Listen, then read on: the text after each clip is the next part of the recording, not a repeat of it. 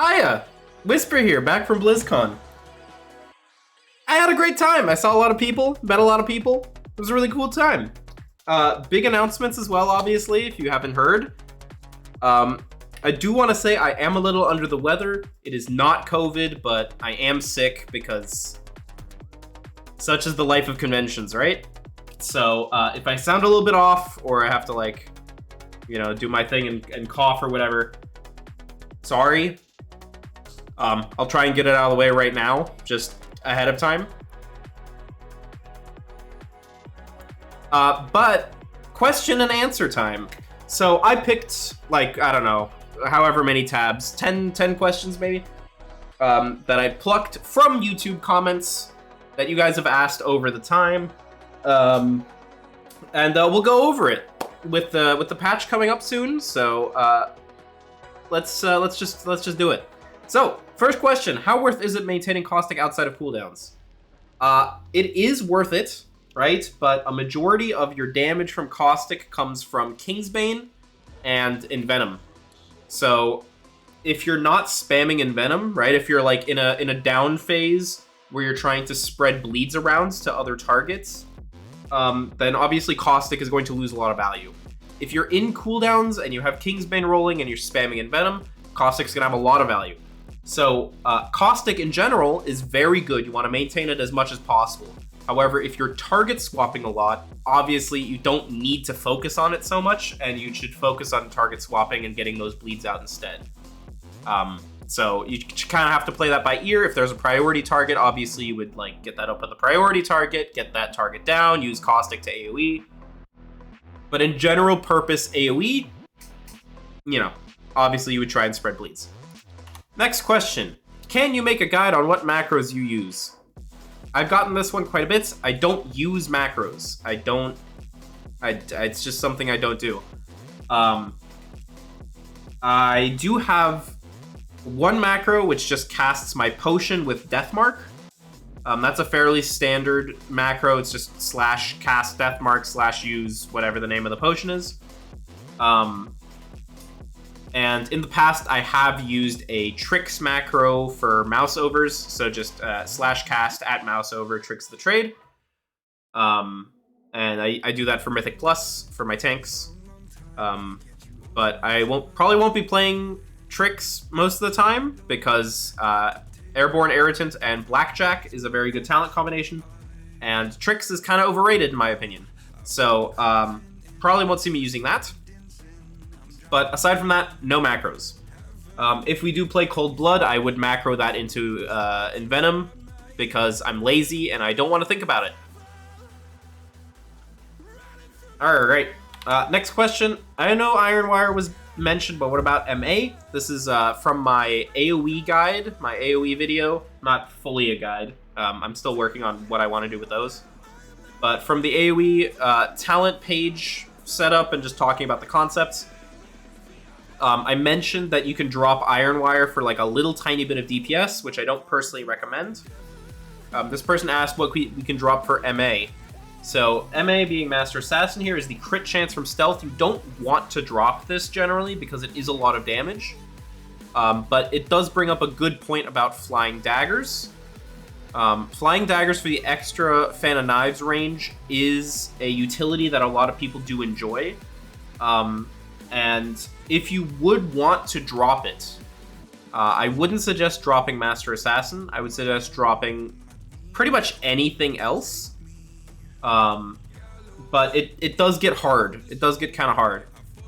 If you're looking at the Wowhead guide, which is updated by the way, I suggest a build in there called Arterial Shock. That is the colloquial name for the Mythic Plus builds. We have a hybrid build, which is the default standard build, and then Arterial Shock. You can use that as inspiration, sort of, to kind of gauge how you would get to Flying Daggers. Since the Arterial Shock build does run Flying Daggers. So if that's something you're interested in, I would suggest looking at that talent page and kind of making your own decision from there. How much haste do you have? This is just generally just stat stuff. I also get asked, how much crit do you have? How much mastery do you have? What's your item level? How much agility do you have? How much versatility do you have? Can I get more versatility? What's the break point for haste? How much haste do I need? When does assassination start feeling good? 20% haste? 10% haste? So I'm just gonna catch all of the secondary questions right now. They don't matter. Sorry, I don't know what to tell you. If you take a full outlaw like gear set with a bunch of versatility that we don't really enjoy, and you compare it to like a full mastery, fully optimized, not full mastery, full assassination optimized gear set with like mastery and crit and haste and all that. If you compare those two gear sets, it's like a 3 to 4% difference, which honestly isn't really like that major. So the questions of like, oh, should I craft my pieces crit mastery or crit haste? Do I craft it mastery haste? I saw some guides that say you should craft it crit mastery, but I only have 2% haste. But do I want 10%? Don't bother. Anyway, also the follow. Thanks for the follow. I'm gonna be streaming right after this. If you're like seeing the video when it comes live, I'm gonna be streaming right after this. You can come say hi, ask your questions in chat. I'll be more than happy to answer them. But in general, secondary stats just kind of don't do it. You know, they're not all that impactful. I hate to break it to you, but secondary stats, if you overstack versatility for example, or you overstack one stat, okay, it's a little bit impactful. But there's no like magic breakpoint where like you have enough haste to fill every GCD. That doesn't happen. And in general, if you hear someone saying like, oh, assassination feels good at 15%, make sure you get to 15%. Or like, oh, for Mythic Plus, you should be between 10% and 12% haste. I'm gonna be honest, usually they have no idea what they're talking about. And that's just what it is. Because breakpoints like that simply don't exist. There's no math to back any of that up. And in terms of like speed and stuff, 10% haste gives you maybe like 1 to 1.5 extra actions per minute, which I mean, if you're sitting there and like really thinking about it, maybe you'll notice, but generally you can't notice that. If you want to do an example, I'll actually show you how to do this as an example really quickly. If you want to know, metronome 55 BPM, Google has like all these metronomes, right? All of these YouTube metronomes. You can look one up, for example, this one at 55. And then you can compare it to one that's at 56, right? 56. And beats per minute here would be the same as actions per minute. And you can just like swap between them, 55 beats per minute and 56 beats per minute. And you can see if you can tell a difference. I can't. I'm a classically trained musician. I can't tell for shit. Like, any difference less than maybe 3 beats per minute is not happening, right? And that's in music as well. Like, conductors and classically trained musicians spend a lot of time trying to be perfectly in time, right? And count perfectly in time. If they can't get within 2 to 3 beats per minute, like, very precisely, you have no hope. I'm just gonna call it how it is. You have no hope. So, secondary stat ramble over. Moving on. This is about pooling. What happens when you accidentally drop your Envenom chain? Do you wait again until 80%, or do you start another chain right away? So I'm just going to cover pooling in general right now. It's easier to think about it in terms of when you don't want to pool, right? So when you want to spend energy. So when do you want to spend energy? You want to spend energy during any cooldown. So that's Kingsbane, Deathmark, Shadow Dance, Shiv. Am I missing one? Kingsbane, no, I think that covers it. So Kingsbane, Deathmark, Shadow Dance, Shiv. If you're in any cooldown, use energy. That is your high point. That is where you want to be spamming. If Envenom is about to fall off, so you have like a second or a little bit over a second left on Envenom, and you have the 4-piece. You will want to clip it, so make sure you're, chaining your Envenoms. Every time Envenom gets low, you want to be using that. Otherwise, you're waiting until you have 80% or more energy.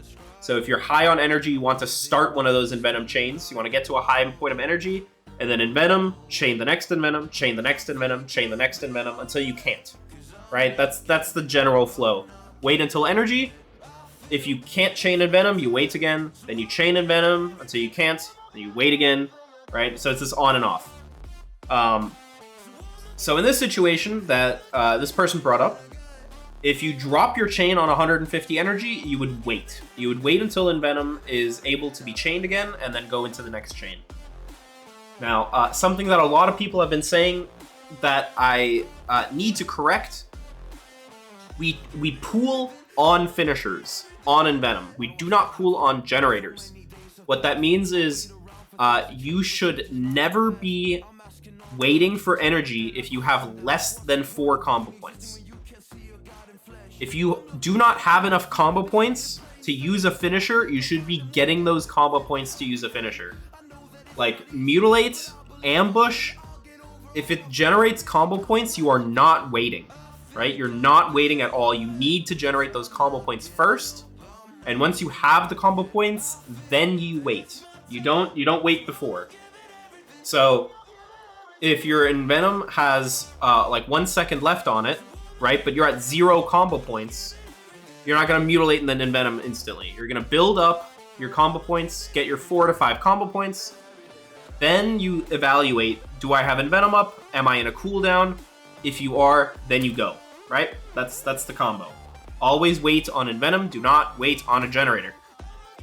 Alrighty. How is Assassination M+? I get this one a lot because obviously we got a lot of AoE changes. So is Assassination M+ any good? I think it's okay. Obviously the meta will tell, and tuning will tell. The Mythic Plus meta is very determined by who is playing what at a high level. If you don't see it in MDI, if you don't see it in the Great Push, it's not going to be a popular spec. That's just how it's going to be. So you will need to keep an eye on that, and remember that even though a spec might be good, if it's not played at that ridiculously high level, you're probably not going to be a meta spec, right? If Outlaw gets played in MDI, probably going to be an Outlaw tier. If Assassination gets played in MDI, you might see a lot of Assassination players. So a lot of that is driven by community perception. Is Assassination bad in Mythic Plus? No, Assassination's doing fine. It's looking really good. The damage is okay. There is a ramp-up time and a complexity to the spec that some people might not enjoy. But all in all, it's looking a lot better than it was in the past. And really, that's about it. Gonna try and speed it up because I'm rambling a lot. The sickness is getting to me. A little bit blurry, but this one's talking about Subterfuge and stealth talents. So why do we take Subterfuge on the class tree? If you aren't aware of what snapshotting is, Night Stalker currently snapshots in 10.2. So the way that works is if you cast a Kingsbane, a Garrote, a Rupture, any sort of damage over time effect during Night Stalker, right, from Stealth, from Shadow Dance, the entire length of that damage over time effect gets buffed by 10% from Night Stalker. That's why we Kingsbane during Shadow Dance in our single target opener, as well as our AoE opener. And that's part of the reason why Shadow Dance is so strong. Now, the reason why we take Subterfuge is because it extends Night Stalker. If it didn't extend Night Stalker, we would care a lot less. But because it extends Night Stalker for those additional couple seconds, we actually get a kind of noticeable DPS increase, at least in simulations. It's like 0.3%, 0.4%. If you feel like you don't need that extra damage, perfectly fine. It's not a lot of damage, to be honest. 0.3%, 0.4% is completely negligible. So If you feel like there's a utility point or a defensive point that you would rather take utility-wise, don't be afraid to take that point. And it'll be perfectly fine. You won't lose out too much. Is there new embellishments? Gear-wise, we've had a lot of changes. If you've been keeping up, we just had a Spore Cloak nerf. Literally yesterday, as of the time of recording this video, I had to speedrun my update on Wowhead in order to remove Spore Cloak from all of the recommendations, because it got obliterated, and is now unusable. So, I'm gonna go over some of the important stuff to pay attention to in the next patch in terms of gear. So, embellishment-wise, Toxic Thorn Boots and Toxified Armor Patch. Very good. Still very good, even after the nerf. Blue Silken Lining, if you can get a high uptime on it, especially in Mythic Plus, can be very good. In single target, it's really hard to get that, so I wouldn't recommend it for raid situations, but in Mythic Plus, you might be able to get quite a bit of damage from it. Elemental Lariat, the necklace. Also looking quite good as just a general all-around option or in Mythic Plus. However, you do need to get a lot of sockets because the duration of the buff increases per socket you have. So early on in the tier when you don't have a lot of sockets, probably not the best idea to get it. But later on in the tier, you will want to probably make a Lariat just to kind of swap in and out of stuff. On top of that, trinket-wise, Witherbark's Branch from Everbloom looking really, really good. Signet Brand from the raid from Smolderon is a incredibly strong single target trinket. They have mentioned that they want to buff Ashes of the Ember Soul. That, I believe, is also off Smolderon. Don't quote me on it, but I think it's off Smolderon. That would basically be our 2-minute on use if it wasn't for Witherbark.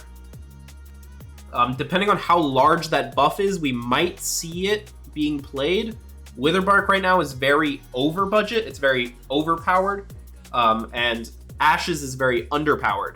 So depending on whether Witherbark gets nerfed and Ashes gets buffed, you might want to keep an eye on that and make sure that whatever trinket is getting buffed or nerfed, if that changes our priority on that, you should probably just keep an eye out. And if it does happen, I will try and make a video or push something out, update Wowhead, right, all of that.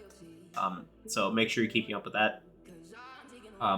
The Time Strike Dagger is from, I think it's lower Dawn of the Infinite, whatever that one's called, Galakron's Fall, maybe. It's about 1% per dagger. You will want to farm one in your offhand regardless of item level. Your main hand should always be the highest item level. If they're close, like within 3 to 6 item levels, you might want to simulate it just to make sure. But in general, always focus your highest item level on your main hand. If it's not a Time Strike Dagger, that's okay. Your offhand, though, you definitely want to farm one. Aside from that, the tier pieces, all good. If you're going to drop a tier piece, you will want to drop your leg slot. There is some pretty good legs out there, so, don't tell my girlfriend. And then Igira, the second boss from the raid, has the Helm enchant. Make sure you're getting that. The Helm enchant is quite good. It's about 2.5–3% maybe. So that'll be important to get. Am I missing anything?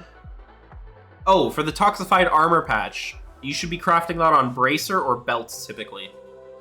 Just for the record. Slimy Boots as well.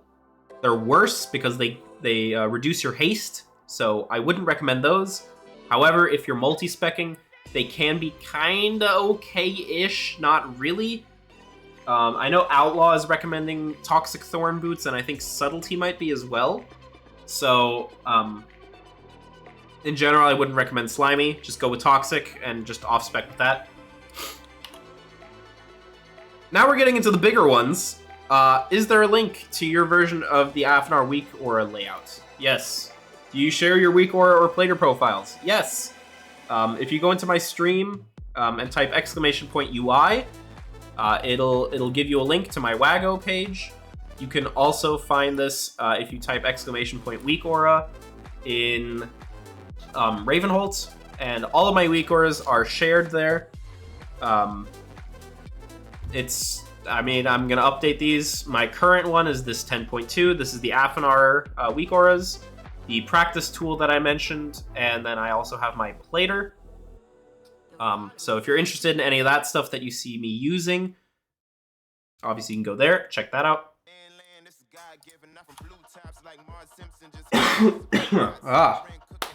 20 minutes. I made it 20 minutes without having a coughing fit. Unlucky. Now, this big fucking wall, I'm going to lose my mind. Holy. Does Assassination compare to Outlaw? Do I have to play Outlaw? Is Outlaw better? Can I play Assassination? Is it worse than Outlaw? Is it better than Outlaw? What about Subtlety? Is it good compared to Subtlety? Is it bad compared to Subtlety? What about Raids? What about M+? What about PvP? Oh! Oh my god! This question has been the bane of my existence for like the last month and a half. Ever since people came up with like PTR sims and stuff, and there's been all those spreadsheets floating around with people just compiling random data in a spreadsheet and just pushing it out to the entire community. This has been my hell. And it's not because the question inherently is bad, right? Let me get that straight. Asking the question is fine, but holy dude. The community puts so much effort and so much time into comparing the specs to each other when tuning is nowhere near done, right? Nowhere near done. Right now, for example, the patch is coming out today. 10.2 comes out today. Assassination's 2-piece is bugged, and that's losing us probably around 5% of our damage. Ashes could get buffed, like Ashes of the Ember Soul, like I mentioned earlier, could get buffed. And then that's our new best in slot trinket. Witherbark could get nerfed. That would lose us damage. Comparing specs between each other this early on really is just such a mess. Such a mess. And even looking at simulations and stuff, it's so hard. It's so difficult to pin down what's a good spec, what's a bad spec. Because you can wake up the next day and now, oh, Spore Cloak's nerfed. I guess any spec using Spore Cloak is losing like, 1% of their damage or whatever. It's so rough. And so to finally get to the answer without rambling for another 5 minutes, I could go on and on about this. But is it looking good compared to any other spec? Yes, it's fine. You can play it. It's fine. It's good in raids. It'll be good in M+. Will it be meta? I don't know. I'm not God. I don't have the clairvoyance like vision of the future. I can't say. If you're looking for like a hard and fast, is it a meta spec? Come back in like January. I'm dead serious. Don't bother asking until the raid has been cleared, the tuning's been done, and the M+ meta has been solidified. Until those 3 things are done, I don't know what to tell you, right? I could wake up tomorrow and Assassination got a 20% nerf. It's just how the game works. So, I'm sorry I don't have a more concrete answer. I wish I could give you one. The spec is fine. Play it if you want. If you don't want to play it, don't play it. I'm sorry, I don't know. Am I gonna post videos about Outlaw and Sub? No. Acrobatic Strikes. Again, I'm only the messenger here. I'm not Blizzard, but Blizzard has said, hey, it's a DPS talent. It is where it is for a reason. We're not gonna move it. So, don't shoot the messenger. That's just what they said. I don't know. It's not that bad. We've played the last 20 years without acrobatic strikes. I'm sure we'll be fine without it for a patch or two. It's a forbidden fruit type thing. right? You give it to the players and now you take it away. Unacceptable. But it's gonna be fine. It's perfectly fine. Anyways, that's all the questions. Unhinged ramble. My throat really hurts. Talking is probably not the best idea, but we're gonna do it anyways. I'm gonna be live streaming the patch. Have a good one. Bye ya.